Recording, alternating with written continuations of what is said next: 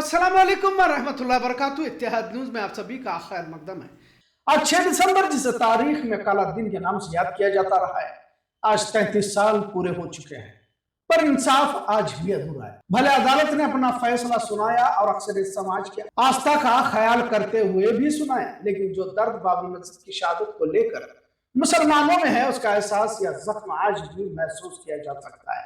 मुल्क के मुख्तलिफ शहरों में आज याद बाबरी मस्जिद को मनाया गया। बेलगाम शहर में भी मस्जिद की शहादत को लेकर गम का मुजाहरा किया गया।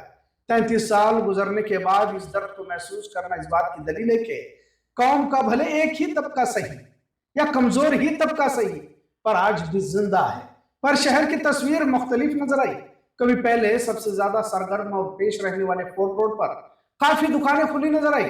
गांधीनगर, आजाद नगर इलाकों में दुकानें पूरी तरह से बंद नजर आई। खड़े बाजार में जहां भी मुस्लिम दुकानदार थे, उन्होंने बंद किया था, पर इसे एक इवेंट की तरह न लिया जाए, ये हमारा कहना है। जामिया मस्जिद, दरबार गली, भिंडी बाजार, खंजर गली और आज शनिचर बाजार का दिन होने से कोतवाल गली, बागवान गली में दुकानों को खुला देखा गया। अब शायद कुछ लोग ये भी कह रहे होंगे कि 33 साल बाद भी बाजार को बंद करना कहाँ की अक्लमंदी हो सकती है, पर मेरी जाती राय कह सकते हैं कि बाजार बंद कर मुसलमानों का नुकसान करना इसके पीछे मकसद नहीं, बल्कि उस दर्द का इजहार मकसूद है।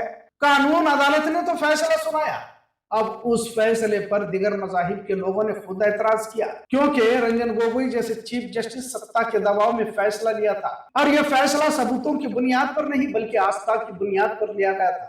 मशहूर सहाफी और लेखक कपिल कोमिरेड्डी ने कहा कि मुल्क की तारीख में इसे बदतरीन बात कहा जाए तो गलत ना होगा। बाबरी मस्जिद का फैसला तारीख के मुश्किलात का खात्मा नहीं बल्कि तबाही की शुरुआत का दौर है। अयोध्या में जो किया गया उसे और भी जगहों पर दोहराया जा सकता है। सुचित्रा विजयन ने कहा कि संविधान खतरे में आ चुका है, डर का दौर शुरू हो गया है। उन लोगों को याद करना होगा जिन्होंने संविधान की हिफाजत के लिए जद्दोजहद की थी। अपूर्वानंद जो एक हिंदू प्रोफेसर और सियासतदान है, उन्होंने कहा कि अयोध्या को लेकर सुप्रीम कोर्ट के बेंच का फैसला अक्सरियत समाज को सही ठहराने वाला है। यह फैसला मुल्क की सोच को छूने वाला है। बहरहाल कई साबिक चीफ जस्टिसों ने रंजन गोगोई बेंच के फैसले पर नाराजगी दर्ज की। खैर, राम मंदिर की तामीर भी हुई और इसी मजहबी ध्रुवीकरण पर मुस्तकिल भाजपा सत्ता का लुत्फ उठा रही है। मुसलमान बाबरी मस्जिद की याद मना तो रहे, पर मस्जिदों पर दावों का सिलसिला रुका नहीं है। आज भी फिरका परस्त तंजीमें कभी मथुरा, कभी काशी, तो कभी ज्ञानवापी के नाम पर कहीं भी दावा कर देते हैं, और कोई भी अदालत में जाकर किसी भी मस्जिद के नीचे मंदिर होने का दावा ठोक देता है तो अदालत भी इस तरह उसे कबूल करती है जैसे इसी पिटीशन का वो इंतजार कर रहे थे।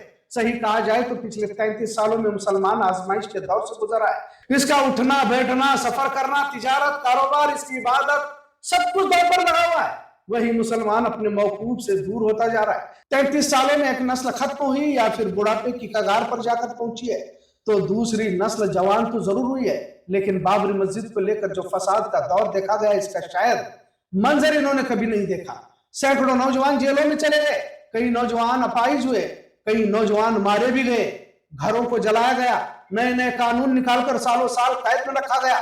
जलते मकानात, जलते दुकान का नजारा इस दौर के नौजवानों ने नहीं देखा। पर आज भी कई सारे लोग मौजूद हैं और जिंदा हैं जो बाबरी मस्जिद के बाद के हादसे सानियों को देखा है।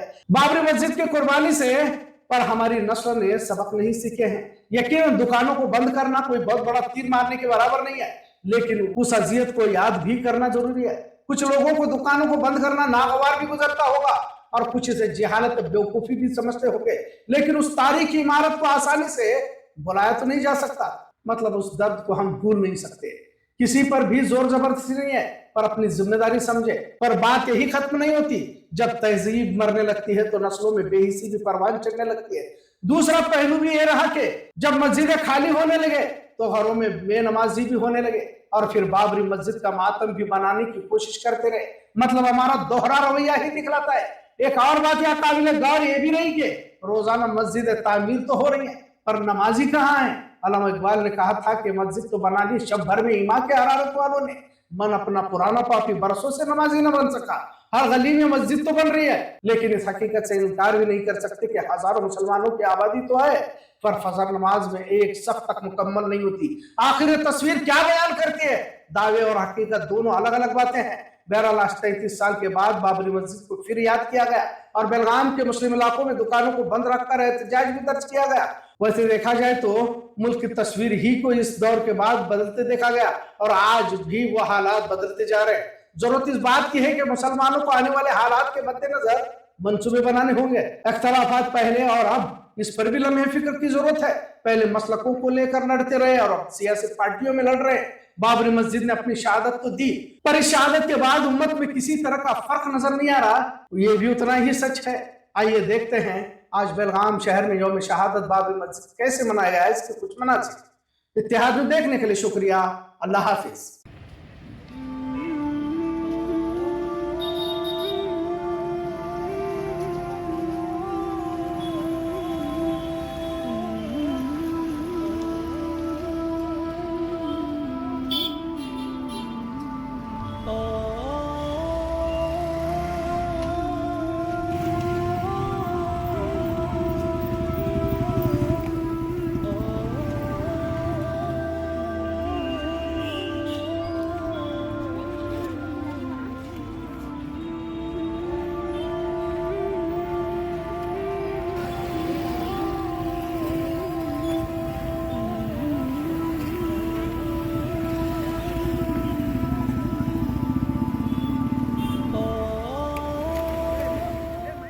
अस्सलाम वालेकुम।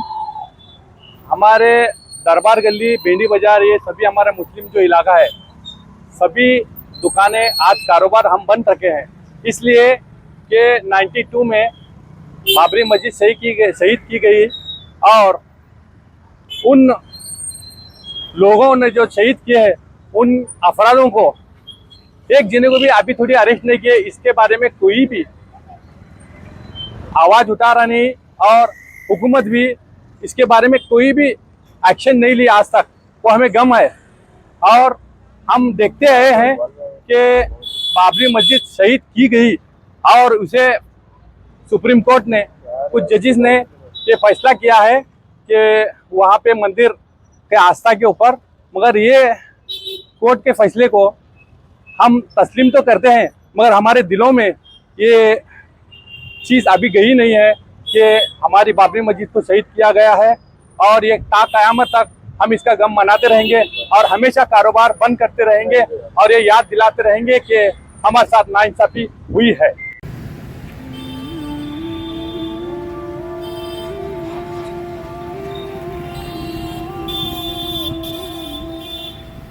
अस्सलाम वालेकुम। आज बाबरी मस्जिद शहीद होकर 33 बरस हुए, 33 ईयर्स हुए और कोर्ट के अंदर हमारे मुसलमान जो है, मुस्लिम पर्सनल लॉ बोर्ड हो या हमारे मुसलमान जो तंजीम है, कोर्ट के ऊपर विश्वास करे और ये करे, तो उसका नतीजा आज तक आया नहीं। जो बाबरी मस्जिद को शहीद करने वाले जो गुनहगार है उनको एक भी आदमी कुछ की सज़ा नहीं हुई। तो हमें जल्द से जल्द वो सज़ा का मुतालबा करता है। जैसा कोर्ट एक फैसला करे, एक तरफा फैसला करे, उसी तरह वो भी फैसला करना, उसके गुनहगारों को सख्त सख्त सजा देना। तो और जहाँ तक बाबरी मस्जिद का जो फैसला आया, कोर्ट जो फैसला करी, वो फैसले में ऐसे लूप होल्स है कि जजेस जो है वो पूरा एक तरीके से कहाँ भी प्रूव नहीं हुआ कि वहाँ उसके पहला मंदिर था और फिर भी उन्होंने अपना एक आस्था के हिसाब से उन्होंने एक फैसला दिए। वो आस्था के हिसाब से मुसलमानों की भी उतनी आस्था है मस्जिद में, तो उसके भी आस्था का भी कोर्ट उसका ख्याल रखते हुए और हमारे मुसलमानों के जो दिलों को जो ठेस पहुंची है, आज 33 साल हो गए, वो उसे जल्द से जल्द वो उसे मरहम लगाने का काम करना सरकार और वो गुनहगारों को अच्छी से अच्छी सजा, कड़क से कड़क सजा देना।